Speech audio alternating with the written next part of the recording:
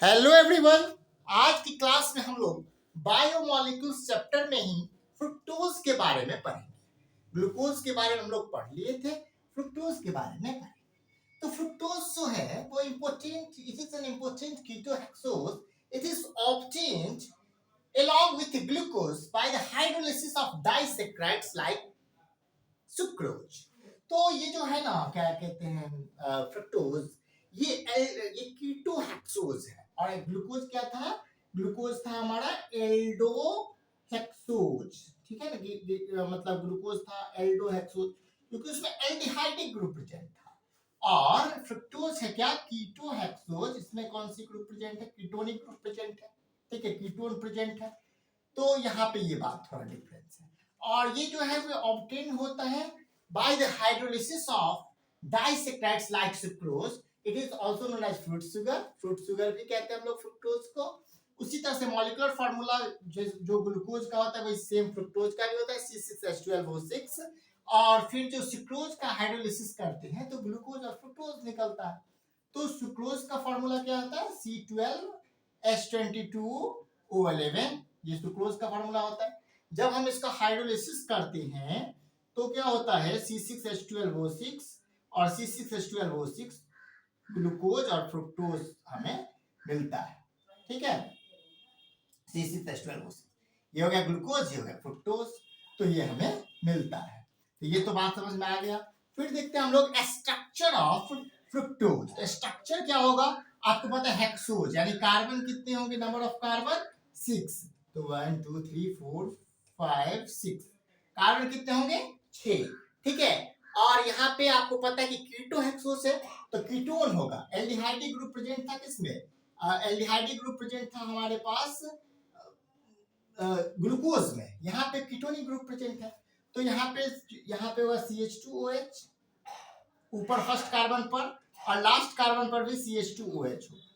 ठीक है, यहाँ पे डबल बॉन्ड हो H OH OH H H OH। ये क्या है हमारा? ये स्ट्रक्चर फ्रुक्टोज का। ठीक है,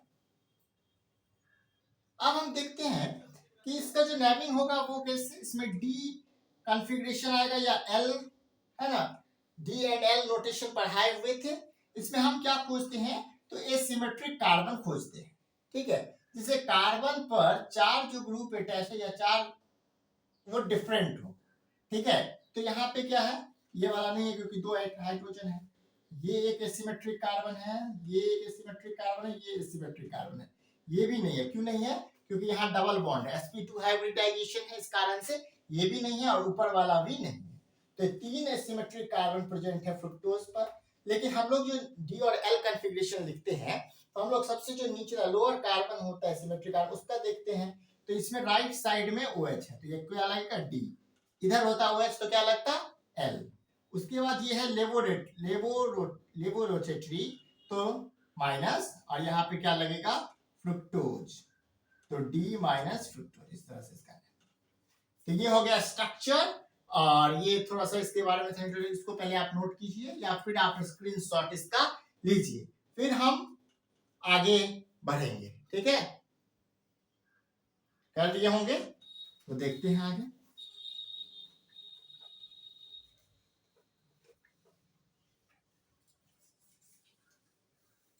सबसे पहले जो हम बात करेंगे वो साइक्लिक स्ट्रक्चर जो फ्रुक्टोज का है उसके बारे में। तो इसमें ये भी 2 फॉर्म में एग्जिस्ट करता है। It also exist in 2 cyclic form like glucose. ये भी 2 साइक्लिक फॉर्म में एग्जिस्ट करता है। कौन? फ्रुक्टोज। ठीक है, forms which are addition of OH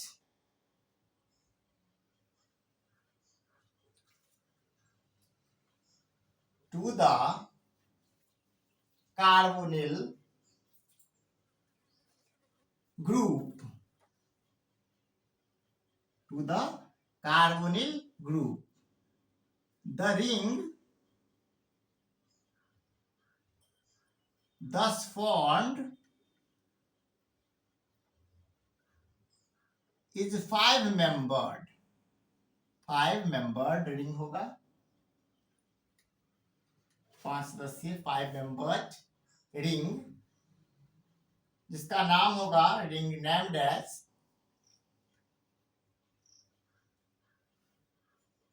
फ्यूरोनोज. Furanose, ठीक है, एनालॉगस टू फ्यूरन.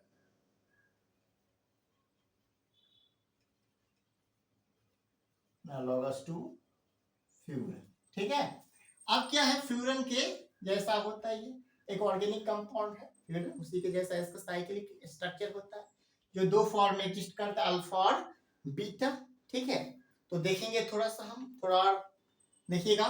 तो ये फ्यूरन कैसा है, ये फ्यूरन भी 5-membered रिंग होते हैं.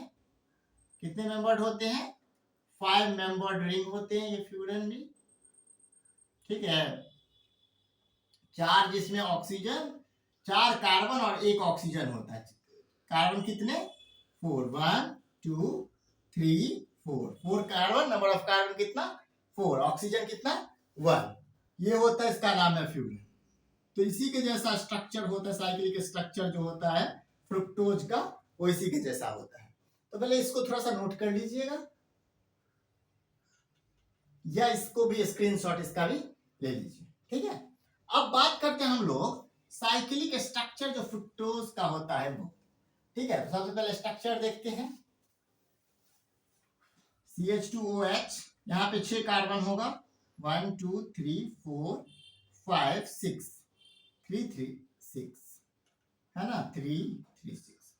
पहला है CH2OH और लास्ट वन भी है CH2OH, ठीक है. OH OH, यहाँ पे डबल बॉन्ड O, यहाँ H. बड़ा आसान सा स्ट्रक्चर है इसका, है ना, फ्रुक्टोज का. अब इसमें क्या है, तो यहाँ पे कार्बोनिल ग्रुप है, कार्बन और ऑक्सीजन के बीच में बॉन्ड है. आपको पता है कि कार्बन जो होता है वो हाईली इलेक्ट्रोनेगेटिव होता है ना. फ्लोरीन के बाद दूसरा स्थान ऑक्सीजन का है, कार्बन से ज्यादा इलेक्ट्रोनेगेटिव होता है ऑक्सीजन. तो ये क्या करता है, कार्बन से इलेक्ट्रॉन अपनी ओर खींचता है, और इस पे कौन सा चार्ज आ जाता है, निगेटिव, इस पे पॉजिटिव. यहाँ जो 5th नंबर पर जो OH ग्रुप है, इस पर जो लोन पे ये OH ग्रुप अटैक करता है इस कार्बन पर, ठीक है. तो लिखा हुआ है ना कि OH carbon 5 to the carbonyl group. ये कार्बोनिल ग्रुप है ना, C डबल बॉन्ड, यही तो कार्बोनिल ग्रुप होता है, इस पर अटैक करता है, ठीक है. तो जब इस पर अटैक किया तो फिर क्या हो गया, थोड़ा सा सही से देखेंगे तो C, यहाँ पे देखेंगे CH2OH, ये ऐसे ही रहेगा, ठीक है. उसके बाद ये वाला जो ऑक्सीजन है, ये यहाँ पे सिंगल बॉन्ड हो जाएगा. क्यों हो जाएगा, क्योंकि जब ये OH ग्रुप यहाँ पे अटैच हो जाएगा तो इस कार्बन पर 5 बॉन्ड तो रहेगा नहीं. कार्बन तो कार्बन टेट्रावैलेंट नेचर, तो 4 कार्बन 4 बॉन्ड ही बनाएगा केवल. तो ये वाला जो इलेक्ट्रॉन है, ये वाला जो बॉन्ड है, ये ऑक्सीजन के पास फिर से चला जाएगा. 2 पेयर था ही, 1 पेयर और बन जाएगा जब ये चला जाएगा. तो ये वाला ऑक्सीजन ऐसे रह गया, ठीक है, विथ माइनस साइन के साथ. अब ये वाला जो ऑक्सीजन है, ये वाला, ये जो यहाँ पे जा रहा है, ये OH, ठीक है. यहाँ पे प्लस साइन आ जाएगा इस ऑक्सीजन पे. क्यों आया प्लस साइन, क्योंकि यहाँ से जो ये क्या कर रहा है, ये जो यहाँ पे जुड़ा है, तो इसने अपने इलेक्ट्रॉन को दिया है, ठीक है. तो इसमें प्लस साइन आ जाएगा ऑक्सीजन पे. फिर देखेंगे तो CH, बाकी सब ऐसे ही रहेगा ये चीज, ठीक है. बाकी सब में कोई चेंज नहीं होगा. और 5th कार्बन का जो OH है वही रिप्लेस यहाँ चला गया है, तो वो यहाँ से कौन रहेगा इस दोनों के बीच में, और लास्ट में CH2OH, ठीक है. अब इसको सही से अगर लिखें तो इस तरह से रहे, ये जो OH है और ये जो CH2OH है, इसी पर जो है वो अल्फा बीटा पता ही आपको है. तो अब देखेंगे यहाँ से क्या होगा, तो COH, ये फर्स्ट कार्बन खत्म हुआ, ये इसी में जुड़ जाएगा रिंग के फॉर्म में। CH2OH यहाँ आ गया, ठीक है। C4 5 पांचवा है।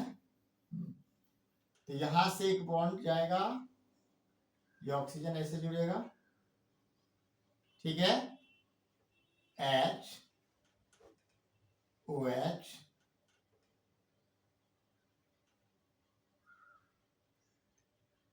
ठीक है।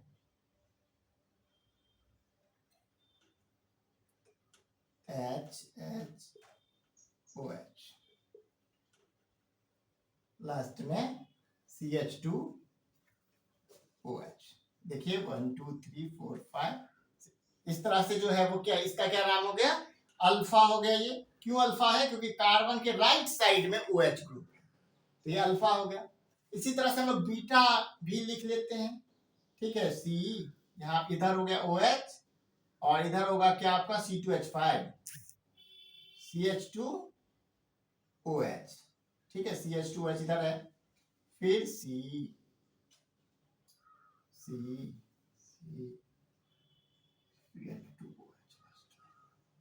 ठीक है।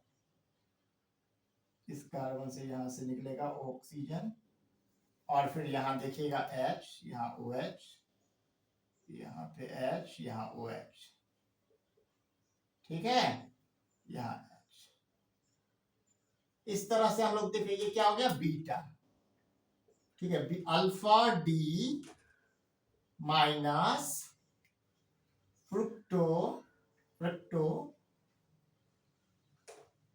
फ्यूरेनोज, ठीक है। और यहाँ पे बीटा D माइनस फ्यूरेनोज, ठीक है। अब क्या है, ये जो है आपका ये फिशर इसी तरह से होता है, फिशर्स रिप्रेजेंटेशन या फिशर्स प्रोजेक्शन। यहाँ पे कार्बन नहीं होगा और स्ट्रेट लाइन बना लो, ठीक है, स्ट्रेट लाइन बना लीजिए। यहाँ पे हो जाएगा क्या, CH OH, इस तरह से वो होता है फिशर्स रिप्रेजेंटेशन, इस तीनों कार्बन का इस तरह से। तो ये समझ में आ गया। अब देखते हैं हम लोग हॉवर्थ स्ट्रक्चर, इसी में अल्फा का और बीटा का दोनों का हॉवर्थ स्ट्रक्चर, जो साइक्लिक रिप्रेजेंटेशन जो करवाएगा, हॉवर्थ स्ट्रक्चर अल्फा के लिए भी और बीटा के लिए भी, ठीक है। तो अल्फा के लिए सबसे पहले देखते हैं, इस तरह से O, ठीक है, एक यहाँ 3 4 इस तरह से। अब देखिए लेफ्ट साइड में जो है वो ऊपर रहेगा CH2OH और राइट वाला नीचे रहेगा। लेफ्ट वाला OH ऊपर रहेगा और H यहाँ रहेगा, फिर लेफ्ट वाला HOH, फिर CH2OH और H। ये है आपका साइक्लिक स्ट्रक्चर या हॉवर्थ स्ट्रक्चर भी हम लोग कह सकते हैं, ठीक है। यही अल्फा D माइनस फ्यूरेनोज, ठीक है। और यही बीटा में अगर देखें तो उसमें कैसे होगा, O इस तरह से जुड़ा रहेगा, ठीक है। फिर यहां से ये, फिर ये, फिर इस तरह से, इस तरह से, ठीक है। और यहाँ पे देखिए लेफ्ट में OH है, यहाँ पे CH2OH, यहाँ H, यहाँ है OH H, बाकी सब सिमिलर ही होगा, HOH, फिर CH2OH, एक में थोड़ा सा अंतर होता है। इसी के साथ ये स्ट्रक्चर हो गया फ्रक्टोज का। इसी के साथ ये वीडियो जो है समाप्त हुआ। अगर ये वीडियो लेक्चर आपको अच्छा लगा तो इस वीडियो को लाइक करें, हमारे चैनल को सब्सक्राइब करें और बेल आइकन को प्रेस करें, जिससे हर एक वीडियो का नोटिफिकेशन आप तक पहुंचे। इसको पहले अच्छे से नोट कर लें और फिर इसको अगर समझ नहीं आया तो दोबारा प्ले करके देखें और नहीं तो फिर कमेंट करें। Thank you very much.